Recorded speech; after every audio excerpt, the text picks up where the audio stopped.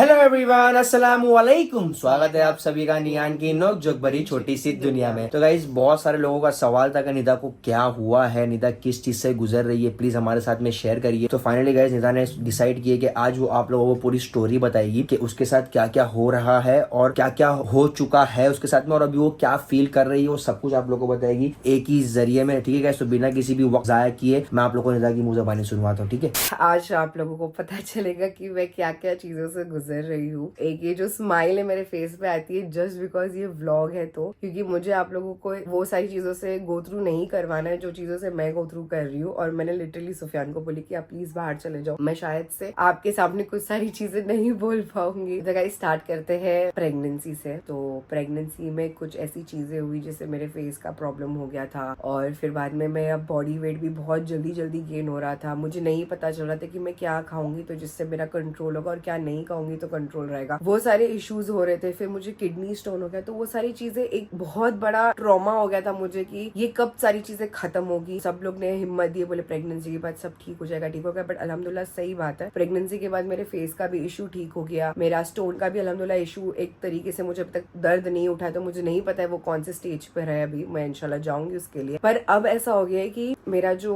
Body fat है वो loose ही नहीं हो पाया। मैं बहुत ट्राई कर रही हूँ। I am trying to control my diet, I am trying to control on my mouth की मैं कुछ ऐसे जंक फूड नहीं खाऊं। और मैं लिटरली बोल रही हूँ गाइस, मैं इतनी जंकी हूँ, मैं इतना ट्राई कर रही हूँ कि मैं जंक फूड को बहुत तरीके से अवॉइड करूँ। और मैं बहुत तरीके से अवॉइड कर रही हूँ। पिज्जा, बर्गर, ये सब इतना पसंद है बट मैं नहीं खाती हूँ बिकॉज आई नो कि मैं अगर खाऊंगी तो मैं और फूल जाऊंगी और मुझे बिस्तर पे नहीं रहना मोटे होके। फिर उसके बाद मीठा मुझे पसंद है, मैं वो भी एक तरीके से बहुत ज्यादा तरीके से सैक्रिफाइस कर रही हूँ खाना, बिकॉज मुझे नहीं पसंद है। एक लालच आती है देखकर, बट मेरे को पता है कि अगर मैं वो खाऊंगी तो मैं बहुत ज्यादा ओवरवेट हो जाऊंगी। बट स्टिल आप जब वेट मशीन पे चढ़ते हो और आप देखते हो कि आफ्टर 6 मंथ्स आपका वो वही वेट है। जब भी मैं जोहान को डॉक्टर के पास लेके जाती हूँ, मैं अपना वेट चेक करती हूँ और मेरा वेट वही समवेयर अराउंड वही उतना ही रहता है, इतना सब कुछ करने के बाद भी। तो मुझे और डिमोटिवेट फील हो रहा है। उसकी वजह से शायद ही मैं नहीं चाहती हूँ कि मैं कुछ पहनूं, मैं कुछ ओढ़ूं, मैं कुछ अच्छे से अपने आप को प्रेजेंट करूं। मुझे ऐसा लगता है कि मेरे ये वाला जो मेरा स्ट्रक्चर है उसके वजह से मैं कुछ भी ऐसा अपने आप पे पहनूंगी तो मैं थोड़ी सी भद्दी लग सकती हूँ। तो वो एक काइंड ऑफ डिमोटिवेशन है मेरे अंदर। ये जो एंजाइटी है, ये जो पैनिक अटैक्स आते हैं मुझे, ये एक तरीके से ये मेरा बचपन की वजह से आता है, मुझे एक पास्ट की वजह से आता है। मेरा मैं बचपन में आपको नहीं बता सकती हूँ कि कितना ट्रॉमेटाइजिंग था, बिकॉज मुझे मॉम डैड की बहुत जरूरत थी तभी। और मेरे मॉम डैड लिटरली मेरे लिए ही स्ट्रगल कर रहे थे, शायद ही मेरे से ज्यादा स्ट्रगल कर रहे थे, क्योंकि उनको मुझे एक अच्छी लाइफ, एक बेटर लाइफ देनी थी। जो मैं जहाँ पर रह रही थी, आपने देखे वहां पर वो लाइफ मुझे नहीं मिल पाती जहाँ पर अब मेरे मॉम डैड रहते। तो वैसे ही जैसे हम जोहान के लिए कर रहे हैं, तो उन्होंने भी अपनी जगह पे स्ट्रगल, और उनको मैं नहीं कहूंगी कि आप लोग ने गलत किए, बट मैं शायद से बहुत ज्यादा ओवर थिंक करती थी। मुझे नहीं पता था कि ये कैसे होता है ओवर थिंकिंग करना, बट मैं रात रात में बैठ के बहुत रोती थी बचपन में, ये सोच के कि मुझे जो बेसिक चीजें होती है लाइफ में वो एक मॉम मुझे नहीं समझा पा रहे कि अगर कोई आपसे गुस्सा हो जाए तो आपको उससे गुस्सा नहीं होना है, आपको अपना ईगो नहीं दिखाना है, आपको आपकी गलती सोचना है कि आप कौन सी चीज में गलत हो। तो मैंने कभी अपनी लाइफ में ये नहीं सोची कि मैं गलत, मैं हमेशा ये सोचती थी कि मैं सही कर रही हूँ। और मुझे ऐसा लगता था कि जैसी मैं हूँ सारे लोग वैसे है। तो बहुत सारी जगहों पे लोगों ने मुझे यूज भी किए, और बिकॉज पेरेंटिंग बहुत जरूरी होती है गाइज। आज मेरा जब का बेबी हुआ है, मैं ऐसा सोचती हूँ कि यार मेरे मॉम डैड ने कैसे स्ट्रगल किए रहेंगे कि मुझे भी संभालना और फिर बाद में फाइनेंशियली भी संभालना। आज हम लोग को भी पता चल रहा है कि हम लोग जोहान को जब छोड़ के उसकी नानी दादी क्या जाते हैं, तो हमको भी ऐसा लगता है कि नहीं फौरन हम घर पे पहुंचे कि जोहान को देखे कि जोहान क्या कर रहा है। वैसे मेरे मॉम डैड को भी होता होगा, बट वो एक चीज में स्टक हो जाते थे कि नहीं उनको वो काम है, उनको करना है, कंप्लीट करना है, वरना उनको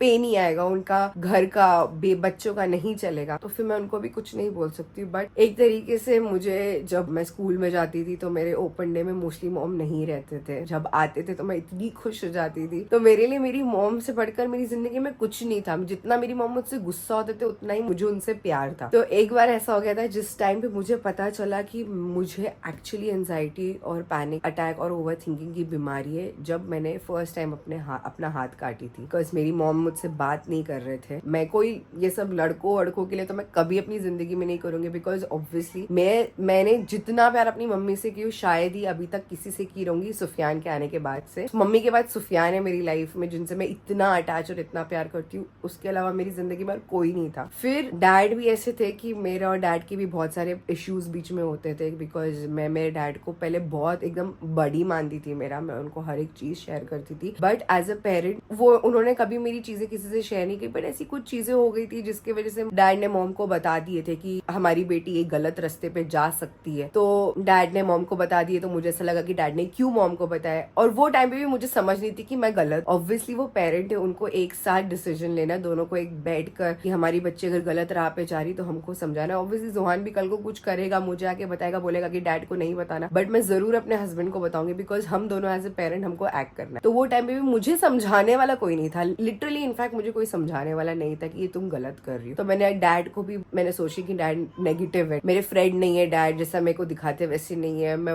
उनसे भी झगड़ा करने लगी, और उनको जो नहीं पसंद था मैं वो करने लग गई। उनको नहीं पसंद था कि मेरे मेल फ्रेंड्स हो, मैं उनके साथ घूमती थी फिरती थी, तो हर एक गलत चीज की। और मैंने हर एक गलत चीज करने के बाद मुझे मेरे डैड ने हर बार यही बोले कि बेटा तू तेरे को ये धोखा देगा इंसान, ये दोस्त है तेरी, ये तेरे को धोखा देगी। और हर बार मुझे मेरे दोस्तों ने धोखा दिया। हर बार मैं यूज हुई हूँ एज अ फ्रेंड, के हर जगह मनी और कहीं जगह इमोशनली मैं बहुत ज्यादा यूज हो गई। फिर मुझे लगा कि नहीं, अब मुझे भी वैसा ही बनना है। फिर मैं भी वैसी बनी, बट फिर मुझे रियलाइज हुआ कि नहीं, अगर मैं वैसी बन जाऊंगी तो मुझ में और उनमें फर्क क्या होगा। तो ऐसी सारी चीजों के वजह से इतना ऐसी सी चीजें मेरी लाइफ में जो मैं शायद से आपसे अब शेयर नहीं कर पाऊंगी। मैं ऐसे स्टेज पे पहुंच गई हूँ कि मैं नहीं वो ओपन अप नहीं कर पाऊंगी अपना पास्ट, बट मैंने बहुत सारी चीजों से ओवरकम करना सीखी हूँ बिकॉज ऑफ सुफियान। वो मेरी लाइफ में आए, मुझे समझाए, उन्होंने मुझे सिखाए कि अगर तुमको गुस्सा आता है ना तो 10-15 मिनट अपने आप को दो, be very calm in your life and just think about what you are doing, और जो तुमने किया वो सही था गलत था, और तुम सामने वाले के शूज में अपने पैर डाल के देखो कि क्या वो सिचुएशन में अगर तुम होते तो तुम कैसा रिएक्ट करते। तब मुझे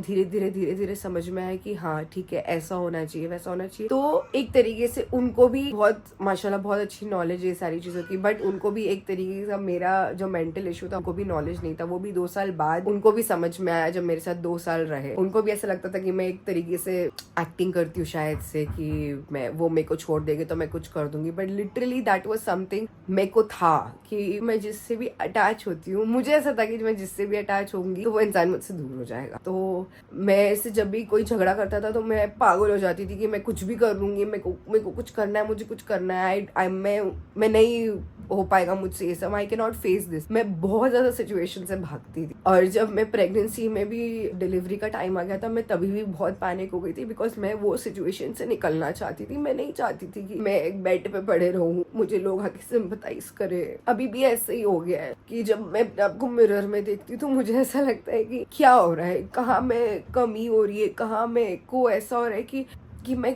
क्या करूं जिससे मेरा वेट लॉस जल्दी हो, मुझे पतला होना है। मैंने ये पहले कर चुकी हूँ, प्रेगनेंसी से पहले मैंने 20 kg बहुत जल्दी उतारी हूँ। अब क्यों नहीं हो रहा है मुझसे, क्या हो रहा है क्या नहीं हो रहा है। बट देन थोड़ा कभी कभार फिर रियलाइज होता है कि नहीं, मुझे कार्ब्स लेना बहुत जरूरी है। मैं सिर्फ प्रोटीन और सिर्फ वेजीज पे नहीं जी सकती हूँ, मुझे कार्ब्स लेना जरूरी है, because I am a feeding mother, जिसके वजह से शायद से मैं वेट लूज नहीं कर पा रही हूँ। फिर एक ये कॉन्सेप्ट आता है कि मैं कैसे घर संभालूंगी, और जब मैं बीमार हो जाती तो मैं और डिप्रेशन में चले जाती हूँ, जैसे कि अभी मैं बैक प्रॉब्लम से जा रही हूँ। तो मुझे ऐसा लगता है कि मैं अपने आप को बहुत विक्टिमाइज भी करती हूँ और मैं बहुत ओवर थिंक भी करती हूँ, कि मुझे ऐसा लगता है कि हर चीज मेरे साथ ही हो रही है और कोई समझ नहीं पा रहा है। हालांकि सब समझ पाते हैं, हालांकि मेरे हस्बैंड सपोर्टिव है, मेरे घर वाले सपोर्टिव है, बट कहीं ना कहीं ऐसा लगता है कि कॉमेंट सेक्शन ही पढ़ने के बाद मैं अपने आप को डिमोटिवेट कर देती हूँ कि तू कर सकती नहीं था, पर तेरे से हो क्यों नहीं रहा, लोग तुझे ऐसा बोल रहे, तू क्यों नहीं कर पा रही है। मैं बहुत सारी चीजों पे अपने आप को कंट्रोल कर रही हूँ, बहुत सारी चीजें करने से अपने आप को रोक रही हूँ, और जितना हद तक मतलब मैं आप लोगों को कैसे बताऊं, मुझे वो भी नहीं समझ पा रहा है कि कैसे अपनी चीजों को मैं ओवरकम करूँ। मैं अपने आप को टाइम नहीं दे पा रही हूँ, मैं घंटों तक बेड पे उसको बैठ के पकड़ी हुई रहती हूँ, उसका खाना कब है, उसका पीना कब है, उसका पॉटी, वही सब मेरे दिमाग में चल रहा होता है। उसके अलावा मैं ये सोचती हूँ कि मैं शायद से काम पे नहीं ध्यान दे पा रही हूँ, और कहीं ना कहीं as a wife also I feel कि क्या मैं सुफियान के लिए सफिशिएंट इनफ हूँ, क्या सुफियान को भी ऐसा लगता होगा। हालांकि उनको मुझे पता है कि नहीं लगता है, बट मेरे को ही ओवर थिंकिंग है कि कहीं उनको ऐसा तो नहीं लगता है कि कि अब निदा बहुत ज्यादा मोटी हो गई है। ऐसा होता है, दिमाग में आती है, थॉट्स आते हैं मेरे को, जिसके लिए आई फील कि मुझे कंसल्ट डॉक्टर को कंसल्ट करने की बहुत जरूरत है। मुझे कहीं ना कहीं पता है कि ऐसा नहीं हो रहा है, बट स्टिल मेरे दिमाग में ये सब चलता रहता है कि क्या मैं मोटी हो जाऊंगी तो सब मुझे भूल जाएंगे। और मुझे ऐसा नहीं है कि मेरे को पतला होना है सबके लिए, मुझे अपने लिए भी पतला होना है, मुझे अपने लिए भी अपने आप को मेंटेन रखना है कि मैं अपने ब्रांड को भी ध्यान दे पाऊँ। एंड मोस्टली जब मैं मॉडल्स हायर करती हूँ खुद के ब्रांड के लिए तो मैं अपने आप को फील कर पाती हूँ कि काश अगर मैं वैसी होती तो मुझे किसी को हायर करने की जरूरत नहीं पड़ती। अल्हम्दुलिल्लाह मैंने इतने सारे प्रमोशंस की, इतने सारे कोलैबोरेशंस की, खुद उनके कपड़े पहन के आज मैं खुद के ब्रांड के ही नहीं पहन पाती हूँ बिकॉज ऑफ माई साइज। तो कहीं ना कहीं डिमोटिवेशन बहुत फील होता है। And I know inshallah everything will be very soon fine, but when, that is the only question going around in my mind कि कब होगा कब होगा कब होगा। बहुत सारे लोग ये भी बोलते हैं कि इसके पास सर्वेंट है, तो सर्वेंट भी है तो एक टाइम तक है, वो अपना काम आती है, काम करती है, वो चले जाती है, अपना 3-4 घंटे का जो काम है वो करके चले जाती है। उसके बाद जो क्या होता है घर में वो मुझे देखना होता है। बेसिक जो दाल चावल है वो बना के चले जाती है, उसके बाद खाना जो भी बनाना होता है वो मुझे बनाना होता है। तो I am trying to do, मैं नहीं चाहती हूँ कि हर एक चीज़ के लिए मैं एक पर्सन को हायर करूँ, मैं चाहती हूँ कि मैं सब करूँ, बट मेरी बॉडी साथ नहीं देती है। आई वॉन्ट कि मैं जोहान को खुद से मालिश करूँ, नहलाऊं, but because of my back issue I can not. मैं चाहती हूँ कि मैं हील्स पहनूं, अपने आप को डेक्ड अप रखूँ, but because of my back issue I can not. Again मेरे को ऐसा कि मैं ट्रैवल करूँ, but because of my back issue I can not. I want to go gym, मैंने जिम का हम लोग का मेंबरशिप भी है, बट मैं नहीं जा सकती because of my back issue. तो मुझे ये फील होता है कि हर बार मैं ही क्यों, मेरे साथ ये सब क्यों। मतलब जब प्रेग्नेंट भी थी तभी स्टोन हो गया था तो मैं कैल्शियम की दवा नहीं ले पाई थी, तभी भी मेरे दिमाग में ये आ रहा था कि अगर कैल्शियम की दवा नहीं लूंगी तो बच्चे को कुछ इफेक्ट नहीं होना चाहिए, उसके अंदर कुछ प्रॉब्लम नहीं आनी चाहिए। बट स्टिल कहीं ना कहीं उसमें भी प्रॉब्लम, बेचारे बच्चे में भी प्रॉब्लम आ गई कि हम लोग को जल्दी से जल्दी वो सारी चीजों के लिए भी भागम दौड़ी करके डिलीवरी करना पड़ा। हर बार मैं बोलते ना सबर, मैं सबर रख लेती हूँ, बट मेरे दिमाग में इतनी सारी चीजें घूम रही होती है, इतनी सारी चीजें कि अब कल क्या कंटेंट बनाना है। मैं ये सोचती हूँ अरे मेरे को इतनी प्रॉब्लम हो रही है, मैं कैसे उठ के बनाऊंगी, बट स्टिल मुझे ऐसा कि नहीं, मुझे कुछ ना कुछ बनाना है, जस्ट बिकॉज आई वॉन्ट कि people to know what is going on in my life, कि क्या हो रहा है। मैं नहीं चाहती कि मैं गायब हो जाऊं, मैं रहना चाहती हूँ सबके, सब मुझे देखे, सब बात करे, बट अच्छी अच्छी बातें करे। जब बुरी बातें होती है ना गाइस, लिटरली दिल को बहुत हर्ट होता है। लोगों को लगता है कि रोते रहती है, but I am an emotional person, I can not help it. मुझे नहीं पता कि इमोशंस को कैसे कंट्रोल करते हैं, मेरे को नहीं सिखाया है किसी ने भी कि इमोशंस को कैसे कंट्रोल करते हैं। मैंने बहुत हद तक अपने आप को अभी तक कंट्रोल करके रखी हूँ। इससे पहले मैं बहुत वर्स्ट थी, बहुत वर्स्ट, कि अगर मेरे साथ कुछ हो जाए तो मैं अपने आप को बस खत्म करने चले जाती थी, मैं इतनी वर्स्ट थी। बट अब अल्हम्दुलिल्लाह मैंने अपने आप को इतना कंट्रोल किया, अपने आप को इतना सेटल डाउन किया कि हर छोटी छोटी चीजों में अपने आप को रोना, अपने आप को कुछ कर देना, ये सब चीजों पे मैंने ओवरकम की। नहीं तो अगर मेरा सुफियान के साथ एक छोटी भी झगड़ा हो जाता था, I literally used to not talk to him. I literally used to isolate myself. मैं किसी से बात नहीं करती थी, मैं घर में एक रूम में कैद हो जाती थी और मैं ये सोचती थी कि सुफियान ने मेरे साथ ऐसा क्यों बोले, मेरे को ऐसा क्यों बोले। मैंने बहुत हद तक अपने आप को ओवरकम की और फिर मैंने ये सोची शादी करने का डिसीजन, वरना हम लोग कब का शादी कर चुके होते। बट मुझे बहुत टाइम लगा अपने आप को ओवरकम करने के लिए। मैं पहले भी साइकाइट्रिस्ट को दिखाती थी, उन्होंने भी मुझे पिल्स दिए थे जिससे मैं थोड़ा अपने आप को सेटल डाउन कर सकूं। और शायद ही आप लोगों को नहीं पता होगा, बट प्रेगनेंसी के दौरान मेरे गोद भराई से पहले भी मुझे एक बहुत ही गंदा पैनिक अटैक आया था, बहुत ही एंजाइटी अटैक आया था, ये सोच के कि मैं बीमार हो रही हूँ बार बार, मेरा फेस का प्रॉब्लम है। तो मैं इतना चीख के रो रही थी, मैं इतना चीख के रो रही थी कि कोई मुझे हैंडल ही नहीं कर पा रहा था और सबको डर लग रहा था कि मैं कहीं कुछ कर ना दूं बिकॉज बेबी है। अभी भी कभी कभार वो अटैक्स आते हैं मुझे, बट इंशाल्लाह मैं चाहती हूँ कि ये सारी चीज़ें ओवरकम हो जाए और मैं अपनी लाइफ नॉर्मली एकदम पीसफुली जी पाऊँ। I really want to get out of my over thinking and my situation right now. इसलिए मेरे को सब यही बोलते हैं, ये भी कमेंट आता है कि आप बाहर ही घूमते रहते हो, जब घर में रहते हो तो आपको ये फील होता है। तो लिटरली मुझे सुफियान इसलिए बाहर लेके जाते हैं ताकि मैं घर में बैठे बैठे ये सोचूं ना। मैं ऐसा भी मेरे साथ आया है सिचुएशन कि अगर मेरे आसपास कोई इंसान नहीं हो तो मैं तो भी रो रही हूँ, बिकॉज मुझे ऐसा फील हो रही है कि मेरे साथ क्यों कोई नहीं है। तो आप समझ सकते हो कि मैं ऐसे से मैं इतनी ओवरकम हो गई कि अब मुझे ऐसा फील होता है कि सिर्फ मुझे मेरा हस्बैंड साथ में हो, मेरा बच्चा साथ में हो। अगर हस्बैंड नहीं भी रहते तो बच्चा रहता है तो भी मैं मेरे लिए बहुत इनफ है। अगर कोई भी नहीं रहता तो मैं अपने आप को बहुत कंट्रोल कर लेती कि हाँ कोई है मेरे। बट एक ऐसा टाइम भी था कि जब मैं इतना रोती थी अपने आप को घुट घुट के मार रही थी कि मेरे से कोई बात नहीं करना चाहता है, मेरे साथ कोई रहना नहीं चाहता। मैं सिर्फ ये ओवर थिंक करती थी, बहुत ज्यादा ओवर थिंक करती थी। बट लिटरली मेरे पेरेंट्स ने बहुत साथ दिया मेरा। उन्होंने भी मेरी मॉम ने भी अपने काम को बहुत पॉज दे दिए, बोले कि नहीं अब बच्चों पे ध्यान देना, because obviously she wanted me to have a good life. जहाँ पे वो रह रहे थे, हम लोग पहले अच्छी जगह नहीं रहते थे, अब हम लोग अल्हम्दुलिल्लाह अच्छी जगह पे रहते हैं। कुछ नहीं, बहुत बड़ी वीडियो बन गई है। क्या किया।